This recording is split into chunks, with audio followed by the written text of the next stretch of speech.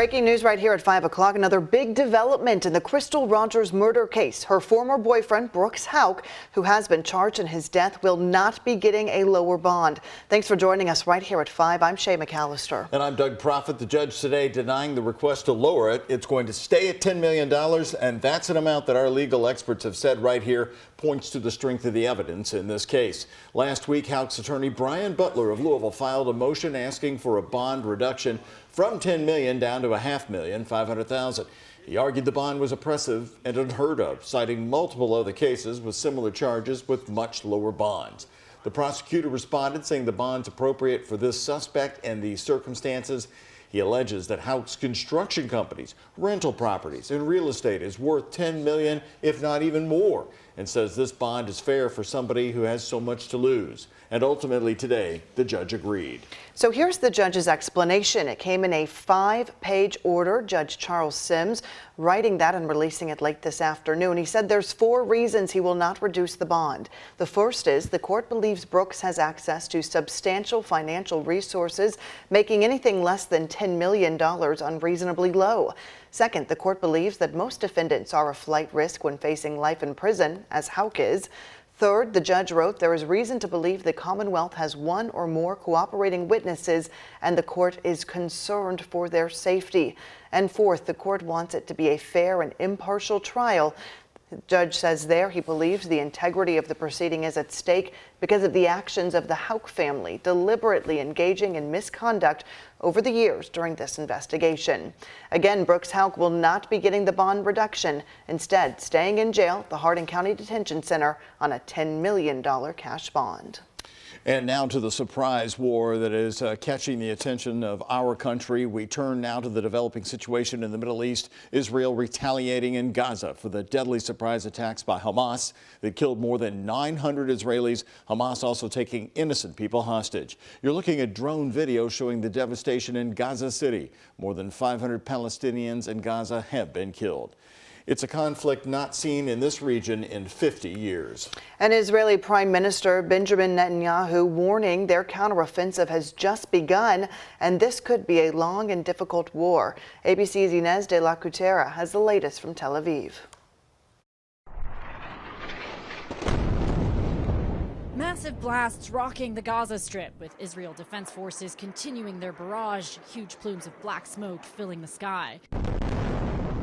Israeli officials saying in just a 3-hour span Monday, they struck 130 targets in the area, saying they will continue to fight Hamas terrorists as long as necessary for the sake of the residents of the state of Israel. They also plan to blockade Gaza, keeping fuel, food, and electricity out. This mosque in Gaza also hit by Israeli strikes. Palestinians seen crying as the injured are rushed to the hospital. This all comes after the militant group Hamas launched a surprise assault on Israel Saturday, the 50th anniversary of the Yom Kippur War. More than 2,200 rockets launched as armed Hamas militants also raided towns, going door to door, executing innocent people. At an Israeli music festival in Negev, rescue workers say 260 bodies were removed from the desert. It's really living hell. Never seen something like this. I've been in 2 wars in my life and never seen anything like this. Bodies all places for the slaughter. They didn't care if you are a man or a woman, you are young or old man. They are killers, they are murderers. Israeli officials say dozens who were not killed were kidnapped instead and taken to Gaza as hostages, including this Jewish grandmother. I'm sure she's very scared, and I'm sure she feels very alone. And that's not a way to live when you're 85 and been taken away from your bed, from your house. Thousands have been injured so far in both Gaza and Israel, hundreds killed in both areas. The State Department saying at least 9 Americans have died in Israel. U.S. Embassy staff now under a curfew from 8 p.m. to 6 a.m. and banned from going on any personal travel to the West Bank. And as the IDF continues to lay siege to Gaza, a Hamas spokesman saying if the shelling continues without warning, they will begin executing Israeli hostages one by one. Inez de la Cutera, ABC News, Tel Aviv, Israel. And the United States is already promising additional support to Israel. Currently, Israel has been able to tap into pre-positioned U.S. military stockpiles, and the Pentagon is working with the U.S. defense industry to expedite additional weapons orders to Israel. Today, the Biden administration confirming at least 9 Americans were killed in Israel, and more Americans may be among the dozens of hostages killed by Hamas. ABC News has learned that the White House told congressional leaders during a conference call that Israel is seeking a resupply of weapons from the United States, including interceptors for its Iron Dome missile defense system, precision-guided missiles, and more artillery rounds. The U.S. is sending a carrier strike group consisting of several warships to the region, and the number of F-15s and F-35s in the Middle East is also going to be increased. Right now, multiple Kentuckiana families caught in the middle of the fighting are trying to get back here to home in the United States. WHAS11's Alexis Jones is looking at the efforts to bring Americans home. What began as an exciting trip to the Holy Land is now a nightmare for Linda Schuster's family. People have died. Hundreds of people have died. Schuster says she and her loved ones flew into Israel last Tuesday. She says each day was filled with new adventures until early Saturday morning. At 6:30 in the morning were when all of the sirens started going off in Tel Aviv. Schuster says that's when everyone ran to shelter. Since then, she and her family have been stranded at their hotel, forced to listen to deadly attacks from their windows. You know, when you hear the bombs go off, you just are, it's scary, and you know that something's happening and people are being killed, whether it's on one side or the other. It doesn't matter. There are people that are dying. Schuster says she has tried everything to get back home to Louisville. She says she called Senator Morgan McGarvey's and Mitch McConnell's offices several times. In a statement, McConnell's office says he's working with the State Department to provide assistance for U.S. citizens. In the meantime, Senator Jimmy Higgins says a group from St. Joseph's Cathedral Church here in Bardstown is expected to be back in the U.S. by Wednesday. He and Mayor Dick Heaton says 29 members flew to Israel for a Holy Land tour.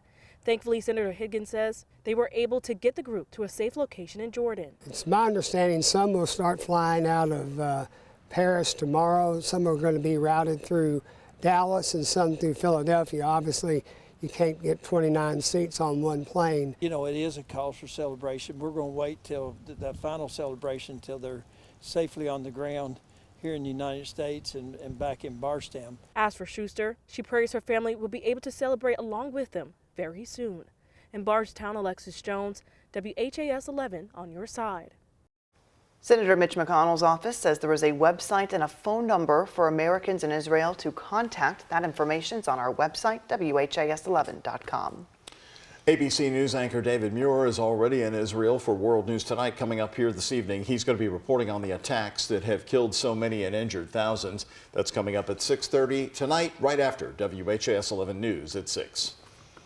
Quite a chilly weekend. We knew about it. It was coming, but I was happy, Doug. I loved to open the windows and just let the breeze in. I know it. I saw the meter guy from LG&E going around today. I was going, okay, this better be a record low bill coming in the mail. And Ben, you're going to warm it up to a temperature that's going to be just perfect around here. Yeah, we're going to be back to around 80 Thursday, but then another significant drop in our temperatures as we head into the weekend. So kind of a roller coaster ride here. It's that zone where you've got kind of chilly mornings, cool midday, and then mild for a little bit in the afternoon. So kind of switching between the jacket and the sweatshirt, maybe even the short sleeves every once in a while. Right now, upper 60s in most locations. We have 68 in PRP. Prospect checking in at 66 degrees. Touch cooler north. Madison, Indiana at 63 and Seymour at 65. And more upper 60s around Hodgenville, Munfordville, and Lebanon, Kentucky with that clearing sky. We had a couple of showers, mainly off to the south earlier this morning. They are gone. So Futurecast is quiet. Won't take long to dip into the 50s around sunset, which is now before 7:15. Clear and chilly tonight with lows in the 30s and 40s throughout Kentuckiana. So definitely some jacket weather as we get started on our Tuesday. Tomorrow afternoon, again in the upper 60s to around 70 degrees with pretty much all sunshine as well. So our forecast, clear and chilly tonight, low temperature 46, outlying areas in the upper 30s. 62 at lunchtime tomorrow and a blue sky, and 70 degrees for tomorrow afternoon. Again, we'll show you that warm up and then that next big cool down, and right in between another rain chance as well. I'll show you those changes throughout the work week coming up. Ben, thank you very much. All new here today, the Louisville Metro Council member who represents the Highlands of Louisville is reacting to the weekend bar fight that turned into a shooting and injured a man. He's now pushing for a Metro Police Entertainment District patrol only. The 2 a.m. Sunday morning brawl spilled right out of Baxter's on Baxter Avenue. Metro Council member Ben Reno Weber says incidents like this are happening far too often across Louisville, and he says the city needs to be proactive in how they respond to this latest incident. He believes the best solution from an enforcement perspective is to have an entertainment district patrol. Last month, Metro Police temporarily did increase patrols and traffic enforcement on Bardstown Road, Baxter Avenue, Frankfort Avenue, and Brownsboro Road. Reno Weber calls this pilot program incredibly effective. Well, one of the things that we really saw as a result of the entertainment district patrol that happened a couple of weeks ago was just the prevalence of guns has really changed the tenor of what happens when a fight breaks out anywhere. It's much more likely to be fatal, it's much more likely to impact bystanders than if there were not guns involved. Reno Weber is also calling for investments in programs that address the root causes of violence in Louisville to tackle violence from a preventative perspective as well.